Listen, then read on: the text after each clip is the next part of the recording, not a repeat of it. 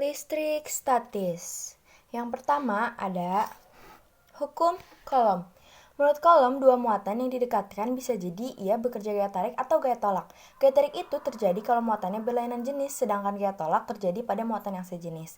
Nah, ini adalah gaya Coulomb yang besarnya sebanding dengan perkalian kedua muatannya dan berbanding terbalik dengan kuadrat jaraknya. Juga dapat dituliskan sebagai berikut ini. Fc sama dengan K Q1 dikali Q2 dibagi R kuadrat, yang K adalah konstanta yang bernilai 8,99 dikali 10 pangkat 9 Nm kuadrat C min 2 kuadrat. Fc adalah gaya yang menghasilkan tarik menarik atau juga bisa tolak menolak. Q1 adalah besar muatan 1, Q2 besar muatan 2, R kuadrat jarak kedua muatan. Selanjutnya ada kuat medan listrik. Medan listrik itu adalah daerah di sekitar muatan yang masih bisa merasakan pengaruh dari gaya Coulomb. Dari gambar ini kita bisa melihat garis-garis medan listrik. Jika dia bermuatan positif, dia akan keluar menuju muatan negatif, dan yang muatan negatif masuk. Besarnya medan listrik disebut juga kuat medan listrik, yang dirumuskan sebagai berikut.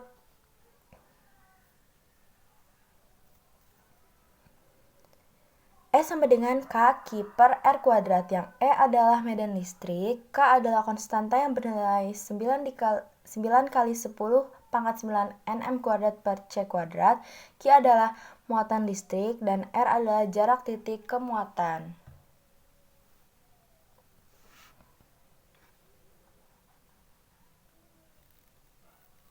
Selanjutnya, ada energi potensial listrik. Energi potensial listrik secara matematis bisa dirumuskan sebagai berikut.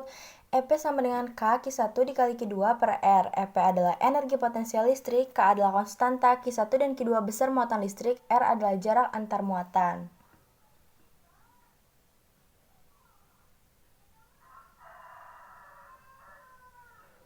Selanjutnya ada usaha dan kekekalan energi. Usaha itu adalah perubahan energi potensial. WAB sama dengan Q dalam kurung VB min VA sama dengan Q delta V. Kekekalan energi berlaku dalam medan listrik. EM sama dengan EK plus EP.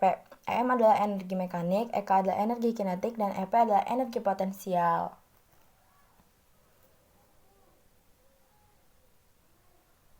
Selanjutnya masih tentang kekekalan energi. K1 tambah U1 sama dengan K2 tambah U2. K1 itu adalah energi kinetik awal, U1 energi potensial awal, K2 energi kinetik akhir, U2 energi potensial akhir.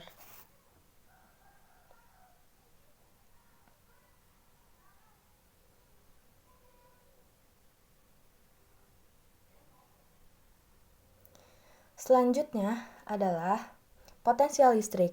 Energi potensial merupakan besarnya energi potensial yang dimiliki muatan satu Coulomb. Dari definisi ini, potensial listrik juga bisa dirumuskan sebagai F sama dengan W per Q. V sama dengan beda potensial listrik, W adalah energi listrik, dan Q adalah muatan listrik.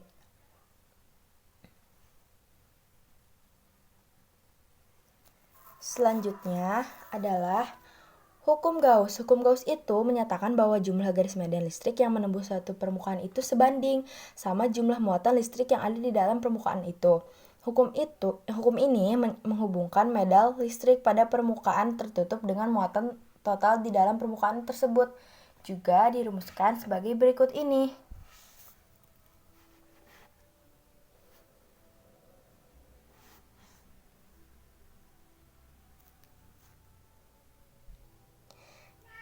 P sama dengan Q per epsilon 0.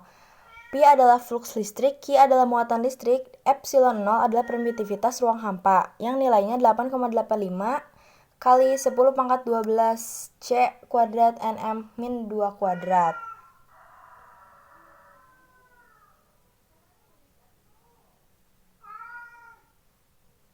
Selanjutnya ada penerapan hukum Gauss. Bola konduktor bermuatan. Kuat medan di dalam bola, R kurang dari R. Potensial listrik di dalam bola, R kurang dari R. V sama dengan K Q per R. Kuat medan di luar bola, R lebih dari R. E sama dengan K Q per R kuadrat. Potensial listrik di dalam bola, R lebih dari R. V sama dengan K Q per R. Selanjutnya ada keping sejajar bermuatan. C sama dengan Q per V sama dengan epsilon 0 K dikali A per D. C itu adalah kapasitas kapasitor, Q adalah muatan listrik, V beda potensial pada kedua ujung, epsilon permitivitas bahan, A luas keping, epsilon 0 ada permitivitas ruang hampa, dan D adalah jarak antar keping.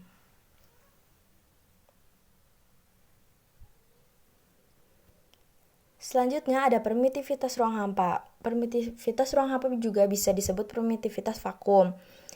Atau konstanta listrik adalah konstanta fisika ideal yang merupakan nilai permitivitas di elektrik absolut vakum klasik. Nilainya adalah epsilon 0 sama dengan 8.854 187.817 sekian kali 10 pangkat min 12 farad per meter min 1 kuadrat. Selanjutnya ada permitivitas, merupakan suatu konstanta dari suatu bahan yang menunjukkan karakteristik dari kemampuan dieelektrik untuk menerima atau menyimpan medan listrik yang ditulis dengan simbol epsilon R. Permitivitas relatif. Contoh nilai permitivitas relatif beberapa jenis bahan ada di tabel ini. Selanjutnya ada kapasitor. Kapasitor itu fungsinya sebagai komponen elektronik yang digunakan untuk menyimpan muatan listrik. Kemampuan kapasitor untuk menyimpan muatan disebut dengan kapasitas kapasitor. Besaran kapasitas dari suatu kapasitor dirumuskan sebagai berikut ini. C sama dengan Q per V. C itu adalah kapasitas kapasitor, Q adalah muatan yang tersimpan, dan V itu adalah beda potensial.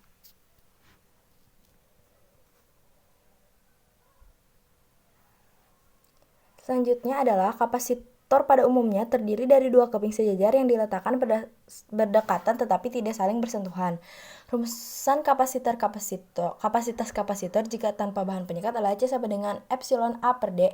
Jika ada bahan penyekatnya, C sama dengan K epsilon 0 A per D. A itu adalah luasan penampang plat, D adalah jarak antar plat sejajar, C sama dengan kapasitas kapasitor dengan bahan elektrik, K konstanta dielektrik, epsilon O permitivitas ruang hampa. Rangkaian kapasitor yang pertama ada rangkaian seri. Sifat-sifat yang dimiliki rangkaian seri adalah kapasitas pengganti. 1 per C1 sama dengan 1 per C1 tambah 1 per C2 ditambah 1 per C3.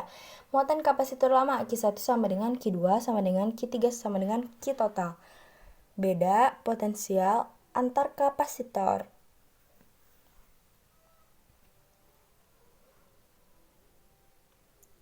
Selanjutnya ada rangkaian paralel. Sifat-sifat yang dimiliki rangkaian paralel adalah kapasitas pengganti. C0 sama dengan C1 tambah C2 tambah C3. Beda potensial tiap kapasitor sama. V1 sama dengan V2 sama dengan V3. Muatan antar kapasitor Q1 banding Q2 banding Q3 sama dengan C1 banding C2 banding C3. Energi yang tersimpan pada kapasitor W sama dengan 1 per 2 CV kuadrat sama dengan 1 per 2 QV sama dengan 1 per 2 Q kuadrat per C.